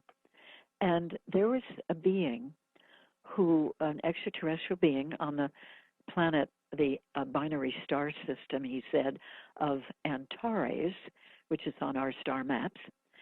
And he had been channeling through the client I saw more than any other clients, and did more regressions on than anybody else, probably 60 or 65 regressions during a period of 11 years with this one particular woman. And he was doing some channeling and speaking to me through this woman client. And in 1994, he told me that, knowing, as he knew from afar, that I was extremely interested in the crop circle phenomenon and was bothering to take the time and expense and effort to get over to England every summer to visit as many crop circles as I could. And so he said, Barbara, if you would like to go for the making of a crop circle, a real one, a genuine one, not the man-made hoax ones, but if you would like to go for the making of a real crop circle, you could do that. And I said, wow, gee, that would be interesting. How? How would I do that? And he said that if I asked out loud for a considerable period of time, half an hour or more, if I talked to the beings who make crop circles without knowing even who those beings were, if I talked to them and convinced them that I was sincere and really interested in going for the making of a crop circle that summer when I would be in England for that purpose, I would be so pleased and thrilled. And this being who was doing the channeling told me that I could be conscious and awake of being taken. I could be asleep and not be aware of it at the time. I could really have it any way that I wanted to. I could be conscious for first few moments and then not aware of it. I could be taken in my physical body, or I could be taken in my astral, my spirit body, that I could have it any way that I wanted, any way that I would be comfortable with. So I talked to these beings without knowing who they were for 45 minutes the day before I left for England that summer, 1994. And I really was passionate and sincere about it. I talked out loud while I was driving on one of the California freeways, and driving and talking out loud by myself. And then I went to England, flew to England the very next day. And then about 3 weeks later, I suddenly thought, I don't think that that's happened. That I don't think I have been taken. I haven't been aware of anything like that. And we were visiting crop circles every day. And then, so I thought, I would like that to happen. So that night, as I went to bed, and this was the night before the last day that year of visiting crop circles, I knew it was my last chance, in other words. And then I would be going back to London and flying home. So that night, as I was getting into bed and turning out the lamp, I asked again. And immediately after turning out the bedside lamp, I saw 3 figures coming toward me from the area of the window of the room. And there was some light coming in the window, I don't know if they were street lights or whatever they were, but, some light coming in through the window. And I saw these 3 silhouettes. They were short. They had big heads, looked like they were very thin, they had spindly necks, and they were coming toward me. And I lifted my head from the pillow, like to greet them and say, oh, good, you're here to take me for the making of a crop circle. And then they retreated. They went backwards toward the window. So I laid my head down and said, I guess they don't want me to see them. And then, so with my eyes down, my head down, but still my eyes a bit open slightly, I could see them advancing again toward the bed. And then I was just completely out of consciousness and didn't wake up until the alarm clock went off a few hours later in the morning. Jeez. And then that morning, I was with a whole group of people. I was speaking at a conference. And we got on a bus, a double-decker bus, and drove about 45 minutes. And I looked out the window of the bus and saw a field that we had been by the next day where there was no crop circle. But here this particular morning, I could see a big area of indentation in the wheat crop, and I recognized that that must be a new crop circle. So I went running down to the bus driver and saying, "Stop, stop, there's a new crop circle, and we're here to see crop circles." So he stopped when he could a few minutes later, and I ran out of the bus and joined a good friend who was following in a rented car and said, "There's a crop circle back there, let's go. Let's, let's not tell the whole group, let's just a couple of us go." And and then two other ladies heard me saying that, and they said, "Can I come too?"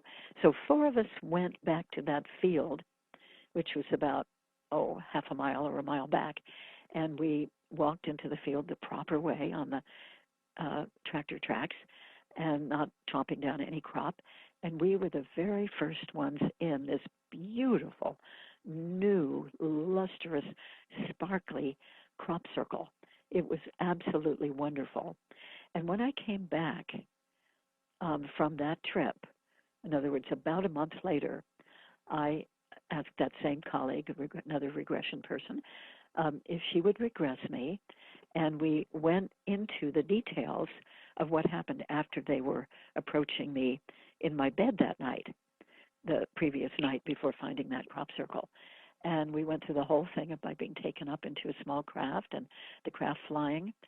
Well, it would be a 45-minute drive, but it was a very quick flight in a UFO. And then over a wheat field, I could see through a big window at the front. I was seated in a barrel-shaped chair, and I could sense that the three beings who had taken me were in back of me. I never did really get a good look at them. And then there were two beings sitting in barrel-shaped chairs ahead of me, in front of me, and they were piloting this ship, which had a big window all around the front.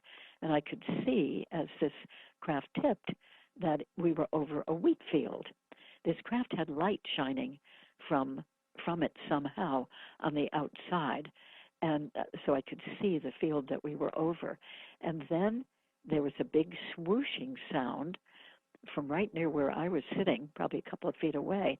It sounded like something pouring out the bottom of the craft. And it went swoosh, and we moved around a little bit, swoosh, around a little bit again, and we went all the way around, making a circle, it felt like. And then it felt like we sort of flew around a ring around that circle of circles.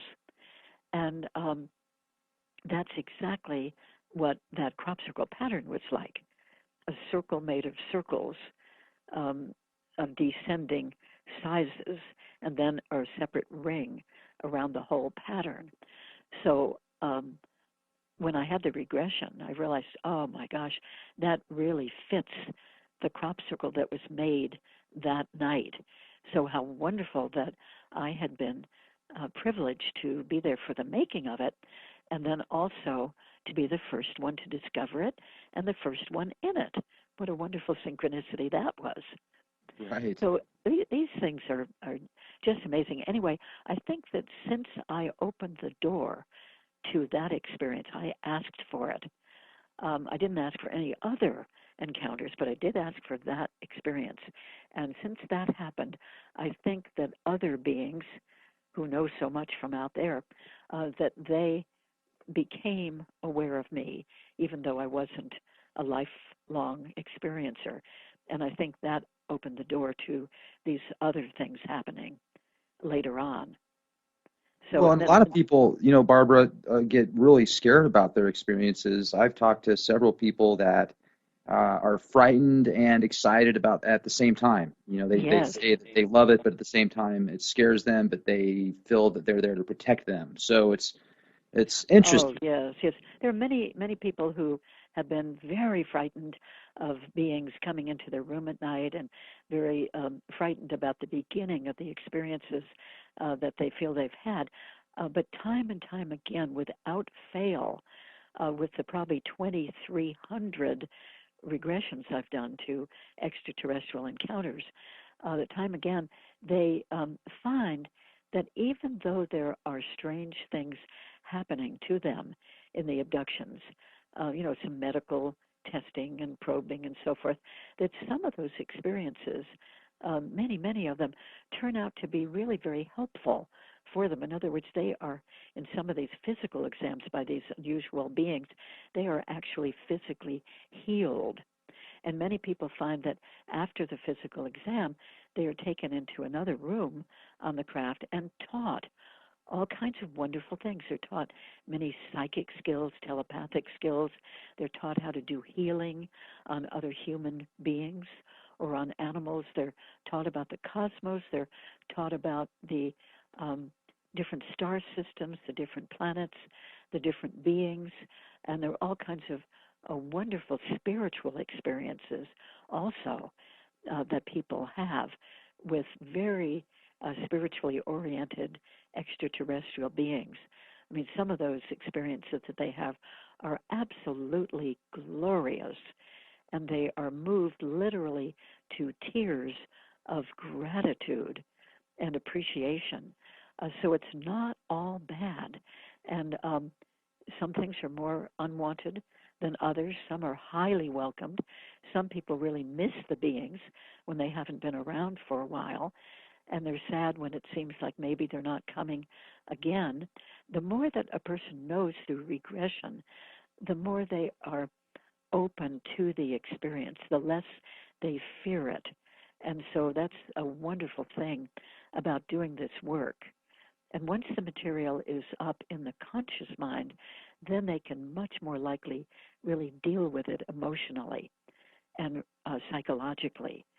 So I think it really helps, for people who are having these experiences to be able to have regressions with a trained regression person, somebody who really knows about the phenomenon and is well trained in regression work.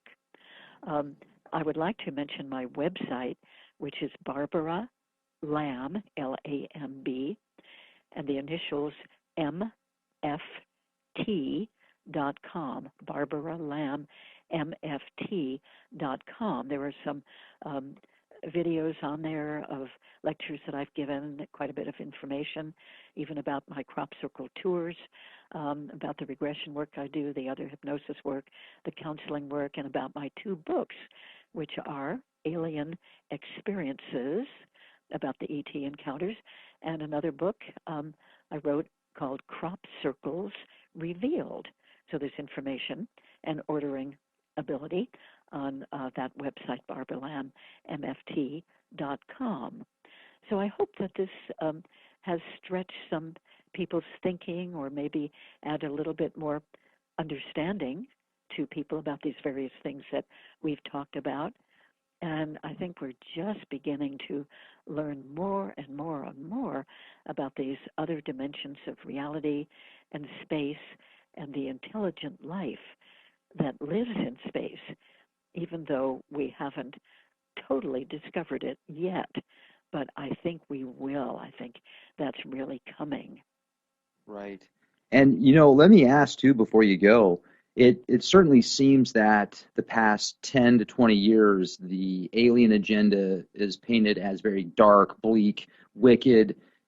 30, 40 years ago, you had Alf, you had E.T., things were happy, you had Close Encounters of the Third Kind, the extraterrestrial presence was portrayed as something good, there to help, and It seems as if now it's completely opposite, and it's, at least the media, the brain drain media, is portraying this conditioning, it appears, of an extraterrestrial race. If they do make themselves known, they're going to wipe us off the face of the earth.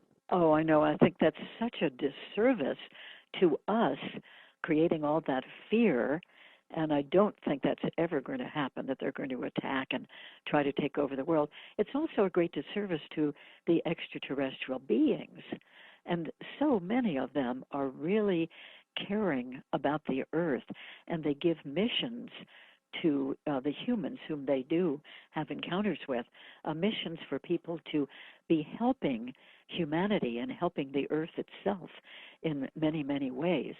I do think also that there are hybrid people, that is half human and some proportion of extraterrestrial, who not only exist on the crafts and probably other planets, but some of them are enough mixture of human in proportion to extraterrestrial that they are living here on Earth, but they do have a DNA in them that's from the other species.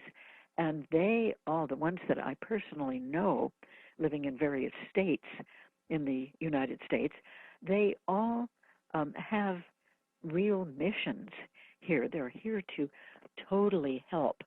And it is that extraterrestrial component that is sort of encouraging them and feeding them with ways and talents and skills and with the incentive to really help humanity. Because a lot of these beings are so advanced, not just technologically, but in terms of understanding and consciousness and spirit, and they would like to have us be upgraded, us humans, and be able to participate in interplanetary and intergalactic council meetings that do meet there. I've had some of my clients go to them and be delegates from the Earth, and they want us to be able to participate in these huge organizations of other species. How would But one we go have to about doing that? Well, we have to be upgraded first. So I think that some of these hybrid people are really introducing and emphasizing spirituality to people, encouraging them to know that they are basically, we all are basically spiritual beings who on occasion for a number of years have a physical incarnation, but basically we're ongoing spirits, and that the universe of the good out there is very spiritually oriented and very life affirming. There's emphasis on cooperating and working well together. Is there no animosity and taking over people's territories or ruling people. is there like a battle though, Barbara? Like a battle right now with good forces and bad forces from other planets as well here on Earth? Well, I hear that from other people. I don't personally, with all this experience, I don't personally see that or hear of it or know of it, but just from people in the public. But again, I think they may tend to be people who like drama. They like conflict. They like war.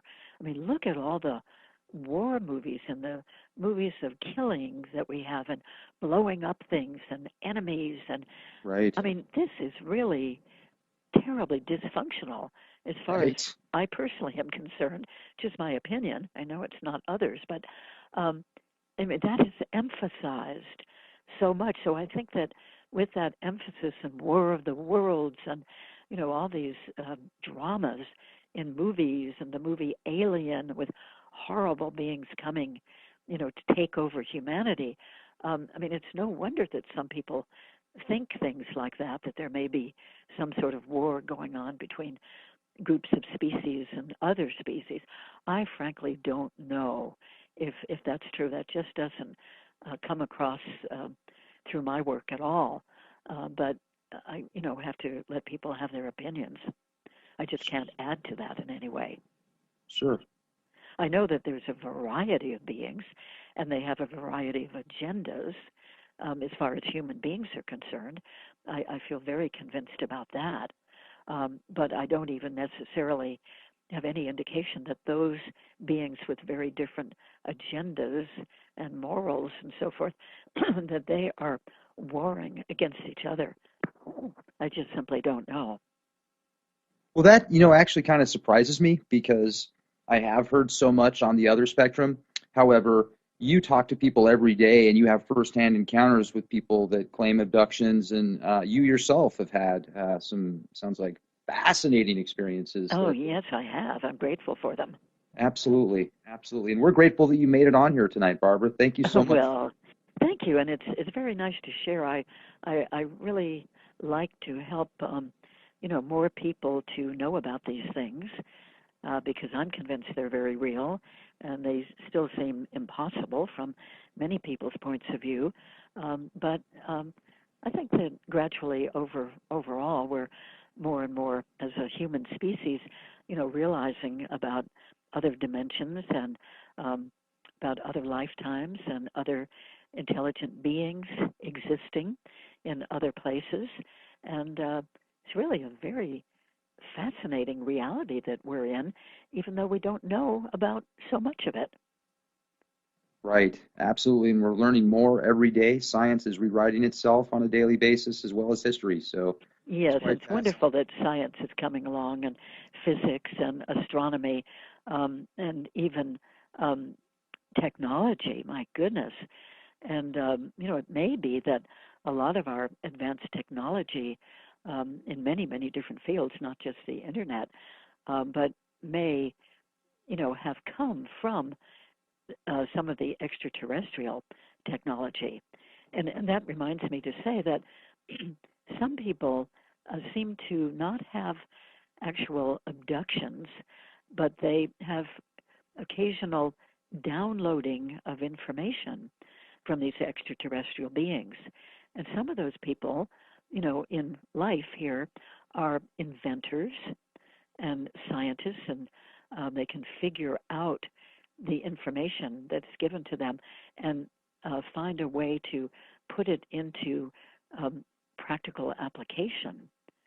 So I would think that a lot of our instrumentation that we have now, equipment, electronics, digital, everything, X-rays, I mean, you name it, it just goes on and on, that it may, or some of the initial ideas that got some of our people into making these things, may have been inspired by extraterrestrials, or even just definite downloads of information into the people who could put them into practice.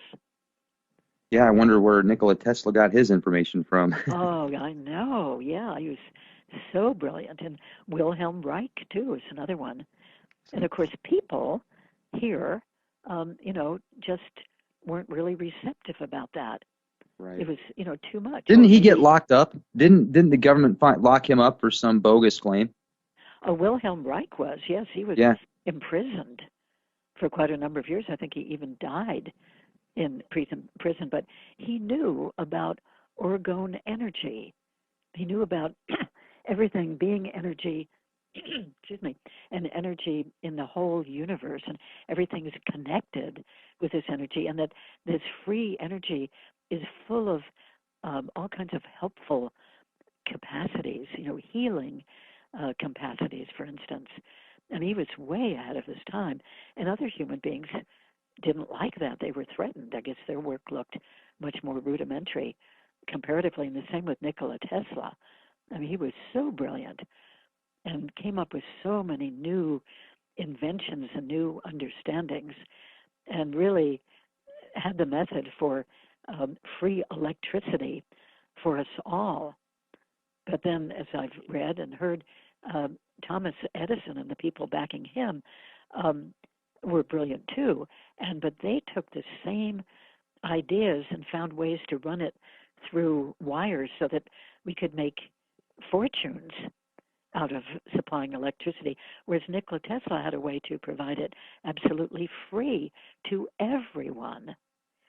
Right. But he was tremendously discredited, and his tower was blown up, and his lab and everything. And I mean, what a shame that these very brilliant people couldn't carry on with their work, which would Yeah, have been such great contributions. he really did. It's unfortunate. I had the opportunity to meet the people that actually live at the house that was built over where Nikola Tesla was, and talked to them for a few minutes. They said even just a few years ago there was some stuff back in the shed behind their house that some people took away. So Oh, yeah. yeah, That is really a shame. I would love to have humanity be more open to the really good understandings and inventions that could help us and that have nothing to do with making money. right. But It would be incredible, wouldn't it, if people could actually, the people that tend to rule the world could get off of this power trip and start allowing some of these amazing inventions to come out to allow free energy and not be a slave to energy. Oh, it would be wonderful. I would love to see that. A very special thank you to our guest tonight. For all of you that had the opportunity to be here with us, if you enjoyed the show, follow us on YouTube, youtube.com/clandestine Time Lord. for the most recent interviews, videos, and podcasts. Or you can check us out on the World Wide Web, www.leapproject.com. Would you like to be a guest on our show? Do you have information that the world needs to see and hear? Send us an email, guestbookings@leakproject.com. Thank you, everybody. This is Rex Bear with Leak Project. Stay safe and be the change you want to see. Good night.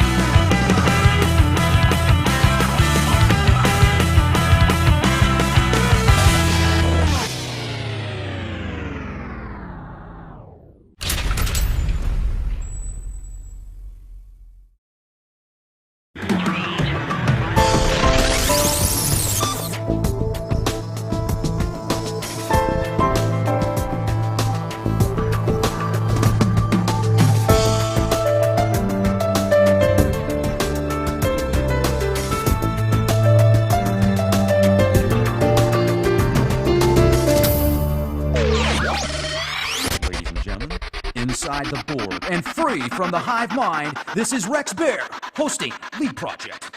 The Leak Project was created to offer awareness and information not found in the mainstream news. With over 90% of the world's media controlled by only 6 enormous conglomerates, many people today are looking for more accurate information. The Leak Project offers a refreshing approach to the brain drain media. Check back daily for new content as we thrive to bring you the cutting edge in news, current events, on-scene video footage, interviews, and most importantly, the truth. All right. Tonight's guest is Barbara Lamb. Barbara Lamb is a regression therapy specialist, having trained for several years. She is also a member of the Association for Past Life Research and Therapies. In 1991, Barbara began working with ET experiencers, people who have encountered extraterrestrial beings over one time. She has counseled and conducted regressions with more than 780 of these people, totaling at least 3,000 regressions. 25 of these cases are included in her new book, Alien Experiences, a collaborative work with writer and illustrator Nandine Lalick. She's a teacher in UFOlogy, Department of Online International Metaphysical University. Barbara, thank you very much for joining us tonight. How are you doing? Oh, fine. I'm glad to be with you. Great to have you. It's great that you're doing a program on disclosure because there's so much going on that, is sort of hidden away officially from us, and yet it's real, and I think it's very healthy and very good for people to know about these things. I sure do too. Even growing up as a kid, I've always been fascinated with outer space and UFOs. I talked to people about the Sphinx on Mars many years ago, and they looked at me like I was crazy, and now I can show them pictures of it. So something to look at. Who knows what it is? But, it's interesting that you say that, Barbara, because on CNN last night, there was actually a program on CNN of all media outlets of extraterrestrials and UFOs, and one of the people with MUFON was actually on there, and they spotted a whole bunch of UFOs, and they were showing it on national news. So it was quite fascinating. Times are definitely changing. That's great. Yes, I don't ever see CNN because I don't have time to watch television, and therefore I don't subscribe to cable. So I do miss some good things occasionally. Well, good for you. I do my best to stay away from TV also, but I've been traveling and I was kind of stuck in a hotel room, so I did have a few minutes to turn on the TV. CNN is one of the last channels I usually watch, but when they had that episode, it was quite interesting. So, so let's jump right in, Barbara. You are a master hypnotherapist. You've been doing this for years. If you wouldn't mind first explaining to our listeners what hypnosis really is, what regression does, and how you have actually trained for it, if you would, please. Okay. Well, first of all, I'd like to say that I was licensed way back in 1975 as a marriage and family therapist. So I've been a psychotherapist all along and still am. And then in the mid-1980s, I started getting training for past life regression therapy from the group that you mentioned, the Association for Past Life Research and Therapies, which eventually changed its name to the International Association of Regression Research and Therapies, a long name, but it does describe very well what they train people to do and teach and so forth. And so in the mid-1980s, I began to do past life therapy regressions, and that was extremely interesting.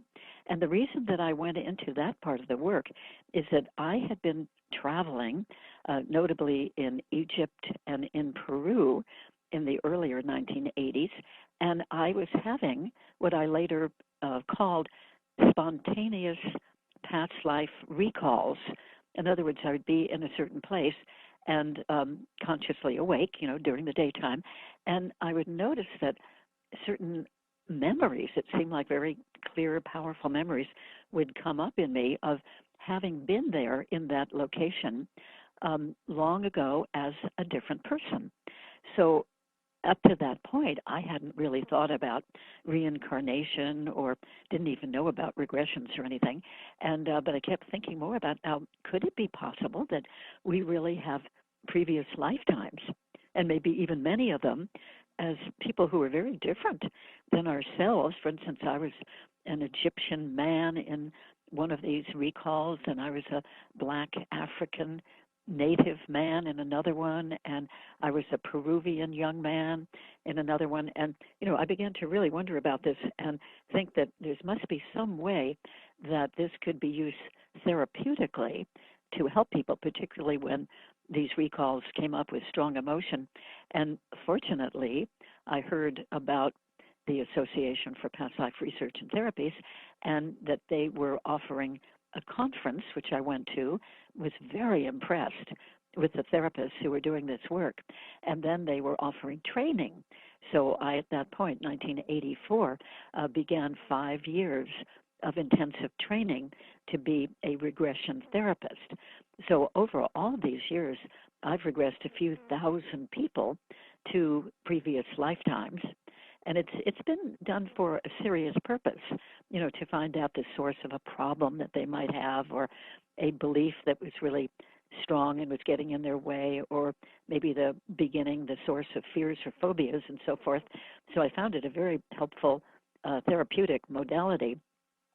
And then in 1991, people started coming to me, to my amazement, by the way, who wanted to find out the details in regression of encounters that they were having with very unusual beings, whom we call extraterrestrial beings.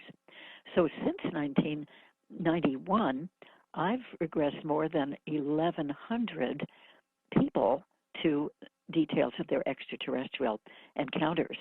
And many of those people have been able to come quite a number of times if they live close enough to me in Southern California. And so some of them have had 40 or 50 or 60 regressions, each one to a different extraterrestrial encounter. So it's a lot of information that's come forth, from doing this work. I am everlastingly, absolutely fascinated with it. So I'll go back to answer your question now about hypnosis.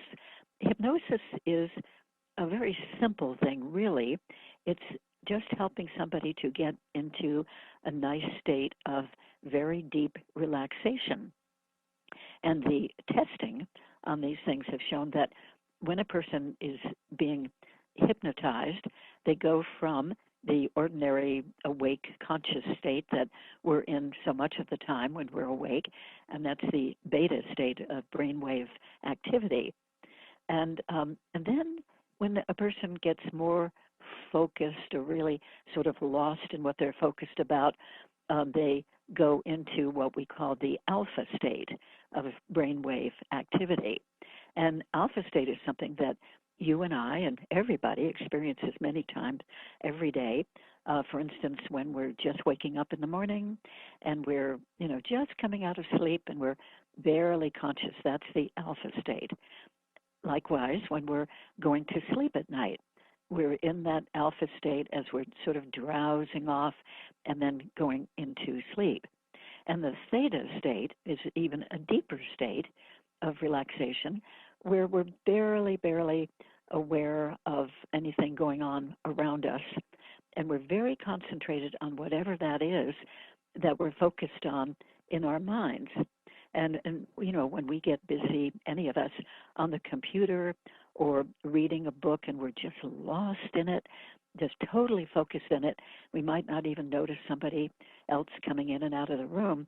That state of concentration is the theta state. And then there's even a deeper state that we can get into, which is not exactly sleep, but it's like a very, very deep meditative state, and that's called the delta state. So hypnosis involves all of those states. And to achieve hypnosis, I guide somebody into a number of minutes, maybe 12 or 15 minutes of deep relaxation suggestions. And I'm watching them, and I'm watching their breathing, and I can tell after a while when they're really so nice and relaxed, and yet they're not sleeping, they're conscious, and then I can guide them into, in the case of regression, guide them into whatever that situation is that they would like to regress to, or the question that they might have, going back to the beginning of something, or the source, or the root of something that they have been wondering about. Hypnosis can also be used in another way, too, which I do very frequently as well, which is to give the suggestions in that nice, open, relaxed state, give the suggestions that the person wants to help them make some kind of change or improvement that they might be wanting. And we do preparatory sessions first so that I know exactly what they want and give them lots of suggestions of how they can help themselves in their life to bring about that change or improvement. And then the hypnosis simply reinforces all of those suggestions that the person and I have already put together. So I want to hasten to say that hypnosis is not really a state of being out, as people might think, or under, or asleep, or totally unaware of anything. I think that stage hypnosis, entertainment hypnosis, gives that impression to people that the person being hypnotized just has no idea of anything going on and therefore might be asked to get up and run around like a chicken or something. So, but that is not really hypnosis. Hypnosis is just that nice state of deep relaxation with the eyes closed and the attention focused inside themselves, so they can either hear what the hypnotherapist is saying that they've already agreed with for making that change they want, or in the case of regression, they're in that nice, open, relaxed state in which their subconscious mind is accessed, and we're basically asking the subconscious mind of the person to yield the information that's already been recorded by the subconscious mind sometime in the past. I think it's really outstanding that the subconscious mind of each one of us records, whether we're aware of it or not, it records absolutely everything that we've ever experienced in any way, even those things that may have occurred to us that we haven't even been consciously aware of. So that's really very useful when we want to get back to find out something we really wonder about in the past. Right. We can go into that state and retrieve the information from our own subconscious mind. Right. So it's really a wonderful process and can be used for so many purposes. A lot of people come to me for quitting smoking, or even quitting drinking, or losing weight, or getting over their anxiety attacks, or their fears or phobias, or maybe they feel that they're run by a persistent belief that seems to be, really taking over their lives and influencing them and their behavior a lot. And we might want to go back in hypnotic regression and find out where that belief came from. Where did it start? What happened that stimulated that? And then when we find out, the person can release that happening or release that belief and no longer being run by it. So it's very useful in so many ways. I just can't imagine having lived all these years without being able to use these techniques. They're just so helpful. Well, Barbara, I've been researching hypnosis now for, I would say, about 8 years, and it's used in business, it's used in politics, it's used with professional sport athletes now. As you say, people can use it to quit smoking, people can use it to get rid of anxiety. When you get into some of the more juicy things that hypnosis can do, I've had the opportunity to watch Darren Brown. Are you familiar with him? No, I don't think so. Well, he does this instant hypnosis, and he's out of the UK, where he'll walk up to people and he'll convince them to give him their cell phone and their wallet, and they'll scratch in their head, and he'll walk off, and then they'll start looking around a minute later like they're just completely bewildered. And there's this one where he walks into a jewelry store and he gives people fake money, and they give him jewelry. He walks out, and he obviously gives it all back. It's all for show. That's good. Yeah, but then you get into some of the more amazing things that he did, and the research that I've done as far as hypnosis goes, it can open up some of the sixth sensibilities as well, can it? Yes, it can. What have you seen? It can, and in fact, it can be so useful in many, many ways. For instance, today, a woman came to me, not for a regression and not exactly for hypnosis, but we use the same deep relaxation techniques. She came in order to communicate directly with her husband, who had died 2 years ago. And she had little glimpses a couple of times of seeing him. In other words, he as a spirit came back to her, but she wanted to really have a conversation with him, and she didn't seem to be able to do that on her own. So we did the relaxation process, and I encouraged her to invite him to come and be present at our session, because here was a nice opportunity when she'd set aside time and would be open and relaxed, and that he could appear to her, he could visit with her, he could talk to her, she could talk to him with the sense that he was listening. And we did that. To me, it was a very simple, forthright process, and it really worked for her. And so I had suggested, and this might be interesting to people in your audience to sort of keep this in mind in case they ever want to do it, that in knowing that she wanted to communicate with her deceased husband, I suggested that a week or so ahead of our appointment time, that she sort of what I call send out a thought to him in spirit. In other words, either in her mind or out loud, she would invite him to come on that particular date and time when she would be open and receptive and wanting to have contact with him. So she had done that, and I think that helped. In other words, those people in spirit can get that message if we sincerely are thinking it or saying it, because they pay attention to us a lot more than we have any realization of. And so anyway, we did the relaxation today, and I had her picture him in any way that she could, like as if she was looking at a photograph of him at any age of his life, or picturing him from any angle or any view of him, close up, in the distance, midway, whatever, and then be calling his name in her mind.